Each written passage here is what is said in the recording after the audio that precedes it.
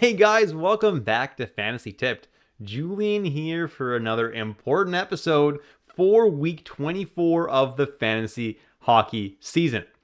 We're doing something a little bit different. Instead of doing a drops episode, we're doing an episode where I tell you guys 5 tips to help you win this week. And that's important because it's either your fantasy semifinal or final.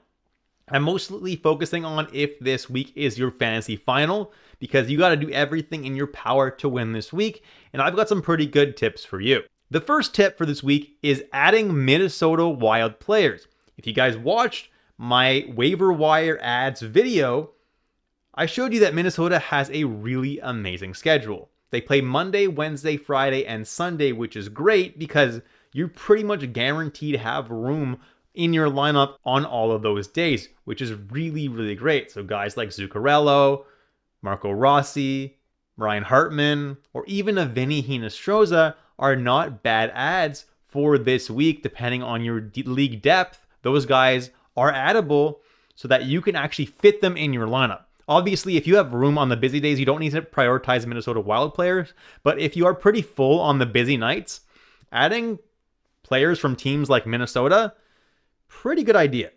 Another really good tip, my tip number 2, is to drop your New Jersey Devils and your Philadelphia Flyers players after Monday's games.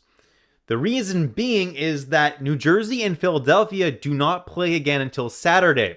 And if this is your fantasy finals, it's going to be pretty silly to be holding on to a New Jersey player or a Philadelphia player all the way until Saturday when your lineup is probably full anyway. For example, in one of my leagues that I just made the finals in, I have Travis Konecny.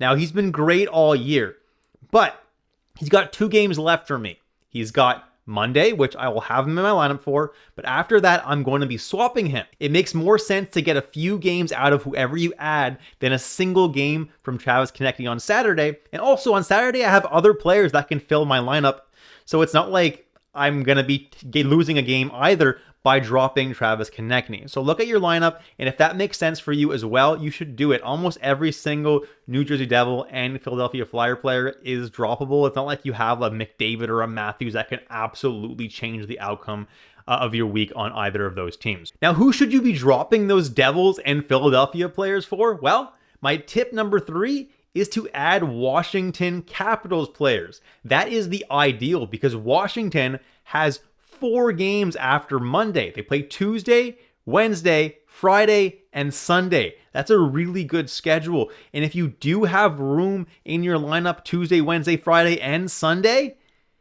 dropping a guy like a Travis Konecny for a Washington Capitals player, let's say Protas, or even someone a little bit less owned, like a McMichael or someone like that, is probably more valuable than having Travis Konecny for one single game. And plus, like I said, I already have somebody to fill in for him on Saturday in my lineup. If you're in a super deep league, a guy like Andrew Mangiapane may not be the worst ad either from Washington. But if all the guys that I mentioned are kind of already owned, you can look at other teams too. You can definitely get at least 3 games out of someone from another team. So go ahead and see who's on the waiver wire. And if after Monday they play more than a couple of games and you can fit that player in for all of those games, that's a pretty worthwhile drop for the Philadelphia Flyer or New Jersey player and a pretty good ad. My 4th tip is to drop any player that you can no longer fit in your lineup. Let's say I have a player like Ryan Nugent-Hopkins in a pretty shallow league. The Oilers play Tuesday, Thursday, and Saturday, right? So let's say you look in your lineup and you'd be playing him on Tuesday and Thursday. Great. But on Saturday, you have a lot of players playing, and you probably would be sitting Ryan Nugent-Hopkins. If that's the case, drop Nugent-Hopkins after Thursday if this is your fantasy finals, because obviously you're not getting any more games out of him. If you drop Nugent-Hopkins after Thursday, you can maybe pick somebody up that plays Friday and Sunday and get a couple of games out of someone, whereas otherwise, Nugent-Hopkins would just be sitting on your bench for the rest of the year. That's just an example. Look at your lineup and see if you have something similar. My last piece of advice, guys, tip number 5, is use all of your ads. I don't care how bleak it looks or how much it looks like you've got it in the bag. make sure you use all your ads to maximize the amount of points that you can get. You never know, a miracle could happen for you or your opponent. Just use all your ads. And that way, you can ensure that you win, or at least that you gave it your best shot in a loss. Good luck to all of you guys that are participating in your fantasy finals this week. Seriously, I hope you guys all take home your fantasy hockey championships. Best of luck. That's the end of this video, guys. If you enjoyed it, drop a like and hit that subscribe button if you haven't already. And I'll catch you in the next episode of Fantasy Tipped.